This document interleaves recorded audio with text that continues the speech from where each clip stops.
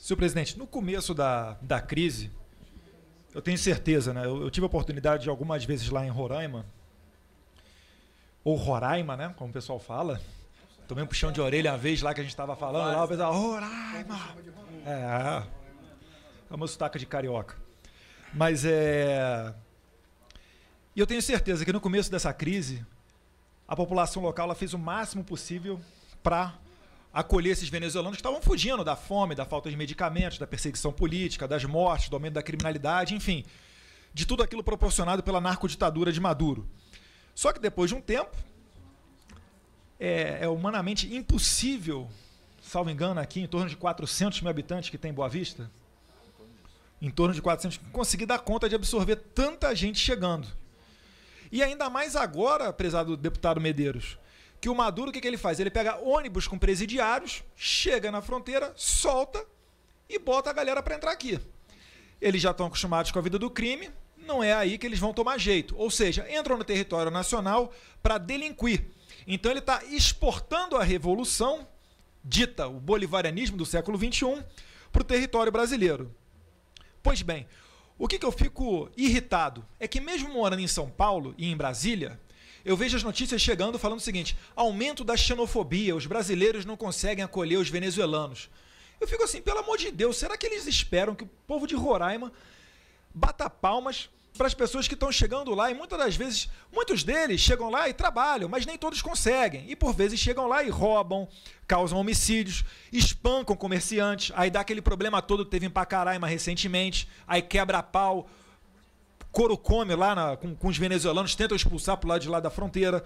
Então não fazem uma análise séria e um papel importantíssimo que tem a imprensa. Eu já vi alguns documentários, mas muito pouco chega à pauta de um Fantástico ou de um SBT. Eu acho que poderia vir mais, né? Essa é uma crítica que eu faço, que poderia estar mais em foco, porque a situação é muito calamitosa. Quando eu fui lá no passado com o Nicolete, então PRF naquela época, a gente percorreu ali os 200 quilômetros que separam Boa Vista de Pacaraima na fronteira. Esses 200 quilômetros, o que os venezuelanos fazem? Eles não têm lá $10 para comprar a condução, então eles vão caminhando. São 3 dias de caminhada, normalmente só aguenta fazer aquilo dali homens em torno de 20 aos 30 anos, que vêm para o Brasil para trabalhar, para mandar dinheiro para a família. E sempre quando você para com eles e conversa, botei vários vídeos no YouTube, quem tiver curiosidade estão lá disponíveis, eles falam: a gente está saindo porque a gente já via que ia morrer. Não tem mais gato para comer, eu estava vendo criança comer cachorro de rua, eu não queria que meu filho fosse o próximo. Então eu estou arriscando tudo para atravessar a fronteira para tentar uma vida melhor. Então ali já ultrapassou em muito de questão ideológica. Ali é questão de humanidade mesmo. Eu tenho certeza que se os Estados Unidos, Chile ou qualquer país da Europa estivesse vivendo uma crise semelhante, independentemente do governo ser de direita ou de esquerda, nós estaríamos aqui. É por isso que eu falo, e não generalizo todos da esquerda não, porque tem gente que já critica o governo de Maduro. Antes tarde do que nunca, né? Mas assim, é impressionante, é uma doença mental ainda querer defender esse tipo de coisa.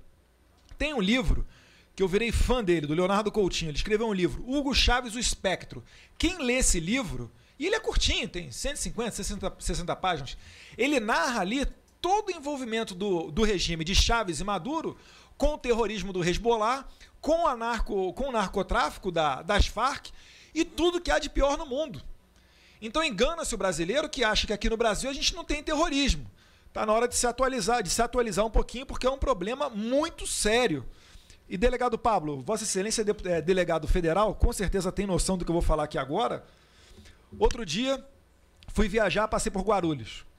Aí veio uma funcionária de uma companhia aérea, não vem ao caso falar com a companhia aérea, mas ela falou o seguinte: Eduardo, a gente está tendo um problema aqui em Guarulhos que às vezes chegam aviões com dezenas de pessoas, normalmente voos vindos da África, poderiam vir de qualquer lugar do mundo, mas normalmente estão vindo da África, e as pessoas já chegam aqui só falando, não sabe falar nada em português, você vai falar auto-refugiado, e tem a petição de auto-refúgio no smartphone dele. Já chega com o smartphone, com a petição de auto-refúgio. E chega, ela falou que teve um voo que chegou com mais de 30 pessoas nessa situação. Ou seja, isso daí é reflexo do que nós aqui aprovamos ano passado, a contrário senso do Conselho da Consultoria da Casa, daquela nossa nova lei de imigração, que no papel é muito legal, é muito bonzinho, vamos receber todo mundo, só que está chegando uma quantidade de pessoas numa questão desordenada. Eu não sou contra a imigração, não, eu sou descendente de italiano. Se eu for contra a imigração, eu sou suicida. Todos nós aqui, se olhar para a cara de cada um aqui, um vai ter cara de árabe, um cara de europeu, outro cara de africano e cada um de uma parte do mundo. Agora, será que a gente tem segurança para, por exemplo, mover a embaixada do Brasil para Jerusalém com a tranquilidade de que as nossas fronteiras são controladas? Quais são os países da Europa que têm os melhores índices de criminalidade? Eu respondo, são aqueles que melhor controlam as suas fronteiras. É só citar um dado, veja a França. País muito semelhante a nós, muito benevolente, e que tem um recorde de atentados terroristas lá. Por quê? Porque o terrorista é igual ao criminoso. Ele só respeita o que ele teme. Então são questões que estão lado a lado. Além disso, prezado Medeiros, eu não sabia, tinha uma plaquinha do BNDES lá em uma das obras, quando o senhor visitou lá a Venezuela? Era um outdoor. Era um outdoor? Pois bem, me permita aqui ler 2 parágrafos de uma matéria muito interessante do jornal A Gazeta do Povo. São 2 parágrafos só. Venezuela, Cuba e Moçambique somam 1,7 bilhão em dívidas atrasadas com o BNDES. Financiamentos têm garantia do Tesouro Nacional, leia-se, dinheiro nosso aqui do contribuinte. E a conta poderá ficar em Brasília. O projeto de orçamento de 2019 já prevê 1 bilhão e 400 milhões de gastos para cobrir esses calotes. Ano passado nós votamos aqui e tivemos que votar favoravelmente a cobrir essas dívidas, porque senão o Brasil poderia ser sancionado de uma maneira ainda pior. Ou seja, vamos ver quem é que autorizou o empréstimo do BNDES, 2016, 2017 ou 2018, muito depois de começar essa crise migratória, porque é uma pessoa totalmente sem noção para autorizar que o nosso dinheiro seja, não emprestado, né, mas doado para esses países. O Brasil financiou essas ditaduras, e eu já concluo já, presidente, financiou essas ditaduras ao redor aqui da América Latina com dinheiro do contribuinte brasileiro. Quando eu fui no Chile, quando eu fui na Colômbia, já recebi gente da Bolívia aqui, eles são doidos só para quê? Para ter informações. Porque eles sabem que isso não foi uma atitude unilateral do Brasil. Isso daí foi um conluio criminoso entre a quadrilha que governava o Brasil e as quadrilhas que governavam outros países, como, por exemplo, o da Venezuela. E aqui, finalizando, senhor presidente, de acordo com o general Girão, de fato, a segurança alimentar é algo a ser visto ali. Porque até isso a narcoditadura do Maduro conseguiu. Criou a figura do traficante de alimento. Lá tudo é tão controlado que até a alimentação é controlada.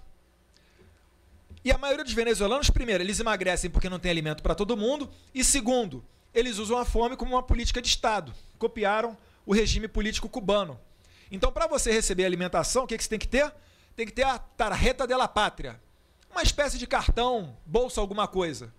E você só recebe a alimentação do governo se tiver essa caderneta. Para estar com essa caderneta em dia, você tem que votar a favor do governo. Lá não existe sigilo de votação. Você tem que participar das manifestações a favor do governo.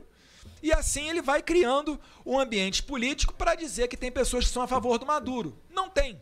Tem reféns à sua disposição. E junto com o alimento, a questão energética, que há muito a gente fala, que Roraima não é interligado ao sistema elétrico junto com o restante do Brasil, e não se surpreendam, eu acredito que, muito provavelmente, a situação energética lá vai ficar pior. Já falam que, às vezes, o governo venezuelano, ele liga e desliga lá a transmissão de energia para Roraima, então, quando ele desliga, as termoelétricas têm que funcionar a todo vapor. E é engraçado, né, senador Medeiros, que nessa hora os ambientalistas não reclamam. A termoelétrica poluindo pra caramba e eles não falam nada. O Linhão não pode construir. Não pode construir um Linhão, porque o pessoal ali que manda, a gente sabe quem é. Mas se Deus quiser, junto com as Forças Armadas, a gente vai construir esse Linhão. Está 40 dias sem energia. Não tem mais energia. Está 40 dias sem energia da Venezuela. Então, que já é uma energia 100%. De ruim qualidade. Aquela que vai e volta, queima a sua geladeira, queima a sua televisão e você fica com ninguém para reclamar. Então, senhor presidente, eu agradeço a iniciativa de Vossa Excelência de trazer aqui essa comissão e pode contar com a disposição de todos nós para resolver esse problema, que não é da Venezuela, é de toda a região. Cuba é um câncer na região, exporta esse tipo de regime, mandou para o Brasil aqui, graças a Deus nós tivemos o impeachment, depois mandou para a Venezuela, sugou a Venezuela e agora está começando a sugar o México. Eu não tenho papas na língua e falo, o presidente Obrador do México, em janeiro, no seu primeiro mês de mandato, sabe o que ele fez? Já fez um contrato com os médicos cubanos. Na Venezuela é contrato com médico, é contrato com atleta, é contrato com professor, e lá tem mais de 50 mil cubanos que fazem Maduro de fantoche. Para tirar agora é um problema. Aí eu falo que vai ser preciso uso da força, o pessoal fica, quer declarar guerra, Eduardo Bolsonaro contraria as Forças Armadas. O Brasil é um país pacífico, mas também a gente não pode ficar olhando o nosso vizinho ali morrendo de fome, emagrecendo, e ficar de braço cruzado, achando que o problema é deles, que não é. Estamos vendo aqui prostituição à luz do dia, crise alimentar, problema na energia, fora o aumento da criminalidade em Roraima. Então é isso, senhor presidente. Muito obrigado por ter me permitido a fala.